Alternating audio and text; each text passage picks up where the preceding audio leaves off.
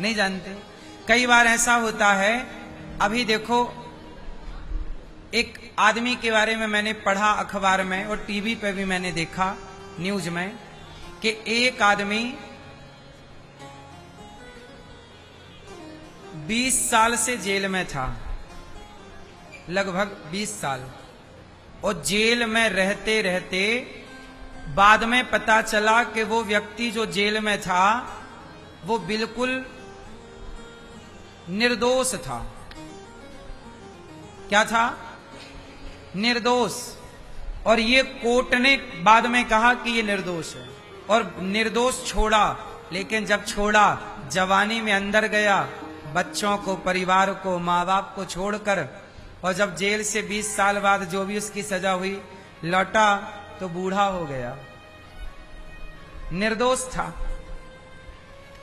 मतलब जज भी नहीं बता पाया, पहला जज जिसने उसे दोषी करार दिया होगा तो वो जज ने तो गलत ही निर्णय दे दिया ना उसे। एक गलत निर्णय से उसकी तो जिंदगी खराब हो गई। अब आप कह रहे हैं कि वो निर्दोष है। चलो अब आप लोग बताना कि जब उसे जज ने दोषी करार दिया होगा और वो जेल गया होगा तो उसके पड़ोसियों ने, रिश्तेदारों ने उसकी घंटों तक बातें की होंगी कि नहीं? अरे वो तो देखो जेल चला गया, कितना गलत आदमी था। घंटे भर लोगों ने बातें की होंगी, लेकिन अंत में क्या पाया? वो क्या था? अब ये बताओ कि जिन्होंने निंदा की, क्या वो जानते थे कि ये दोषी है या निर्दोष है? बोलो। जब जज नहीं समझ पा रहा है तुम समझ पाओगे? इसलिए आप नहीं कह सकते कि ये व्यक्ति गलत है और ये व्यक्ति सही है। हम जो देखते हैं कई बार वो देखा हुआ सत्य नहीं होता, कई बार हम जो सुनते हैं सुना हुआ सत्य नहीं होता। इसलिए हम किसी की बात क्यों करें? भैया सब अच्छे हैं, यदि किसी ने गलत किया है उससे दंड मिलेगा, पर हम उसकी बात करके पाप क्यों? चलो वो माना कि मैं गलत हूं, माना कि मैं गलत हूं, पर मैं गलत हूं तो मेरी बातें आप घर में बैठ के करोगे कि अरे महाराज तो ऐसे हैं, ढोंगी, पाखंडी और ये और वो, तो इससे आपको मिलना क्या है? मैं गलत भी हूं माना कि, तो मेरी बातें करके आप पाओगे क्या? बोलो। लेकिन समाज बुराई करता है कि नहीं? निंदा करता है कि नहीं? आदमी खाए बिना रहता है पर बोले बिना।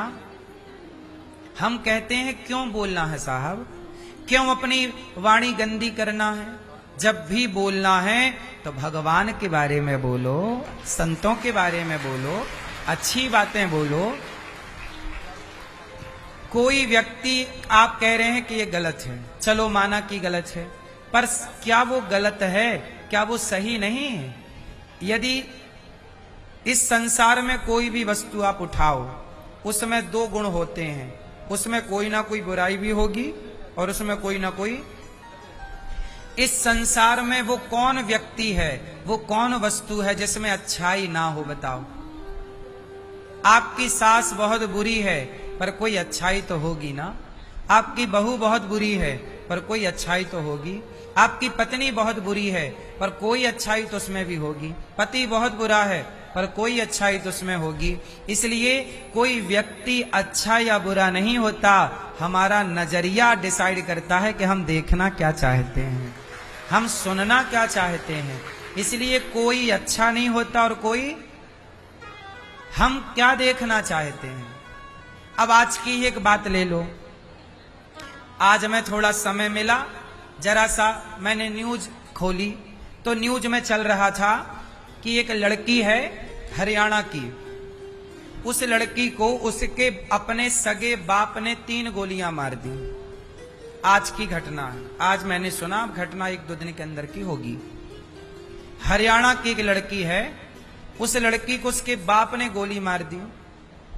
वो कोई खिलाड़ी थी, अपनी एकेडमी चलाती थी, बच्चों को सिखाती थी। कोई टेनिस करके गेम होता है क्या, है ना? हाँ, वो टेनिस खिलाड़ी थी। मैं टेनिस नहीं जानता लेकिन आप लोग जानते होंगे। टेनिस खिलाड़ी थी वो लड़की। और नेशनल इंटरनेशनल जीते, उसने मैच जीते, घर में एकेडमी खोलकर कोचिंग देती, लड़कों को सिखाती, लड़कियों को लड़कों को, लड़की होनहार, कमाती अच्छा खासा रुपया। बाप ने मार दिया। बाप से पूछा काहे मार दिया? तो बाप ने बोला कि जब मैं गांव में जाता तो गांव के लोग ताने मारते कि तू तो अपनी बेटी की कमाई खाता है, तू तो अपनी बेटी की कमाई खाता है। तो मैंने बेटी को मना किया कि बेटा ये बंद कर दे, लोग ताने मार रहे हैं कि मैं बेटी की कमाई खाता हूं। तो बेटी समझाई कि पिताजी कमाई का क्या है, आप मेरे पिता हैं, आप मेरे पिता हैं, आपने मुझे पाल पोस के बड़ा किया, आपने मुझे खिलाया पिलाया। जब मैं आपकी कमाई खा सकती हूं तो आप मेरी कमाई क्यों नहीं खा सकते? बेटी और कुंवारी है, अभी शादी भी नहीं हुई, कि शादी के बाद तो चलो बेटी का नहीं खाते, पर शादी के पहले तो वो लड़की बेटे की तरह है। तो बेटी समझाई, पर बाप ने नहीं कहा, बाप ने नहीं माना। नहीं तू बंद कर, एकेडमी बंद कर दे, कोचिंग बंद कर। नहीं मानी बेटी। बेटी बोली मैंने सारी जिंदगी यही कमाया है, खेला है, नाम कमाया, इज्जत कमाई, अब 4 पैसे आने लग गए हैं तो मैं अपने पांव में खड़ी हो पाऊंगी आगे के मेरे अपने सपने हैं। चलो आपको नहीं चाहिए पैसे मत लेना, मेरे पास रहने देना। पर बाप ने गोली मार दी।